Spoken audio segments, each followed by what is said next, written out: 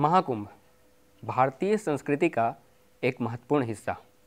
महाकुंभ अर्थात भक्ति, श्रद्धा और भारतीय संस्कृति का एक ऐसा समागम जो भारत की विविधता को दर्शाता है।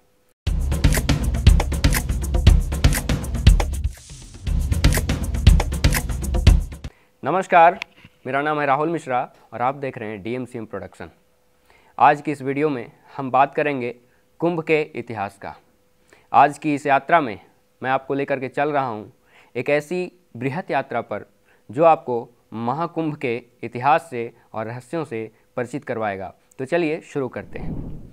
कुंभ भारत में आयोजित होने वाला एक विशाल मेला है जहाँ हर 12वें वर्ष में करोड़ों श्रद्धालु आते हैं और पवित्र नदी में स्नान करते हैं। कुंभ मेले का अर्थ होता है अमरत्व का मेला। कुंभ का अर्थ होता है अमृत का कलश, बर्तन या सुराही, और मेले का अर्थ है सामूहिक उत्सव या सामूहिक सभा। कुंभ 4 प्रकार के होते हैं: कुंभ, अर्धकुंभ, पूर्ण कुंभ और महाकुंभ। कुंभ हर 3 वर्ष पर आयोजित किया जाता है। अर्धकुंभ हमेशा 6 वर्ष पर आयोजित होता है। पूर्ण कुंभ हमेशा 12 वर्ष पर और महाकुंभ 144 वर्षों के बाद आयोजित किया जाता है। धार्मिक विद्वानों का मानना है कि कुंभ उसी जगह पर आयोजित की जाएगी जहां पर अमृत की 4 बूंदें गिरी थी। अब इस अमृत की 4 बूंदों के पीछे एक पौराणिक कथा जुड़ी हुई है, और वो पौराणिक कथा ये है कि दानव और देव के बीच में एक युद्ध हुआ था। दरअसल महर्षि दुर्वासा ने देवताओं को श्राप दिया था, जिसके कारण देवताओं की शक्ति कमज़ोर पड़ गई थी और दानवों ने उनके ऊपर आक्रमण कर उन्हें परास्त कर दिया था। इसके बाद देवता अपनी समस्या लेकर के भगवान विष्णु के पास पहुंचते हैं। तब भगवान विष्णु उन्हें क्षीर सागर के मंथन की सलाह देते हैं। फलस्वरूप दानव और देवता मिलकर के सागर का मंथन करते हैं।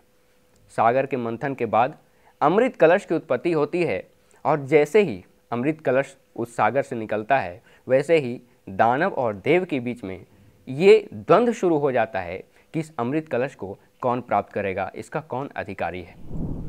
और उसके बाद इंद्र के पुत्र जयंत उस अमृत कलश को लेकर के वहाँ से भागने लगते हैं, और फलस्वरूप दानवों और देवताओं के बीच में युद्ध शुरू हो जाती है। यह युद्ध लगभग 12 दिनों तक चलता है, और इस 12 दिनों के युद्ध में उस अमृत कलश से अमृत की 4 बूंदें धरती पर आकर के गिरती हैं। और वो जो 4 मुख्य जगह थे उनका नाम है प्रयागराज, उज्जैन, नासिक और हरिद्वार। और इसी कारण कुंभ का आयोजन हमेशा इन्हीं 4 जगहों में से किसी एक जगह पर होता है। कुंभ मेले में 4 ग्रहों का बहुत महत्वपूर्ण स्थान है, और वे ग्रह हैं सूर्य, चंद्रमा, शनि और गुरु ग्रह अर्थात बृहस्पति। पौराणिक कथाओं के अनुसार ये मान्यता है कि भगवान सूर्य ने उस युद्ध में अमृत कलश की रक्षा की थी टूटने से। चंद्रमा ने अमृत कलश से अमृत को बहने से बचाया था। गुरु ग्रह अर्थात बृहस्पति ने उस कलश को सुरक्षित छिपाया था, और शनि ने उस कलश को इंद्र के प्रकोप से बचाया था। ये तो है महाकुंभ को लेकर के पौराणिक मान्यता और पौराणिक कथा। लेकिन कुंभ के पीछे ज्योतिषीय गणना भी है। इस पूरे आयोजन में सूर्य और गुरु ग्रह अर्थात बृहस्पति का बहुत अहम रोल होता है। बृहस्पति को सूर्य के चारों ओर एक चक्कर लगाने में लगभग 12 वर्ष का समय लगता है, और यही कारण है कि हर 12 वर्ष के बाद ही कुंभ का आयोजन किया जाता है। सूर्य, चंद्रमा, बृहस्पति या किसी भी अन्य ग्रह को एक राशि से दूसरी राशि में जब प्रवेश मिलता है तभी कुंभ का आयोजन किया जाता है। और ये जो खगोलीय घटना है, आकाशीय पिंडों की खगोलीय घटना के ऊपर कुंभ का निर्धारण किया जाता है, उनकी तिथि का और उनका स्थान का।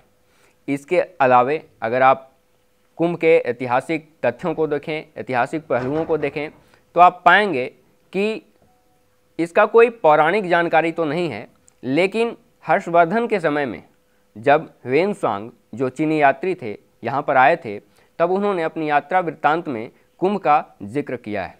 इसके अलावे कई ऐसे पौराणिक ग्रंथ हैं जिसमें कहा जाता है कि आदि गुरु शंकराचार्य के द्वारा कुंभ की शुरुआत की गई थी। इस बार का कुंभ प्रयागराज में आयोजित किया गया, जो 13 जनवरी से लेकर 26 फरवरी तक चला। इस पूरे आयोजन में लोगों की भीड़ उमड़ी, जन सैलाब उमड़ा, लोगों की आस्था और भक्ति उससे जुड़ी हुई थी। लगभग 66 करोड़ लोगों ने महाकुंभ में पवित्र संगम में डुबकी लगाई और महाकुंभ हमेशा प्रयागराज में ही आयोजित किया जाता है। इसके पीछे का रहस्य ये है और इसके पीछे की कथा ये है, कहा जाता है कि प्रयागराज जो है वो तीर्थों का राजा है और वहाँ पर पवित्र संगम है। जी हाँ, पवित्र संगम अर्थात 3 नदियों का संगम, और वो नदी हैं गंगा, यमुना और सरस्वती। इस कारण से प्रयागराज अन्य जगहों की तुलना में अत्यंत महत्वपूर्ण हो जाता है और इस वजह से प्रयागराज में ही महाकुंभ का आयोजन किया जाता है।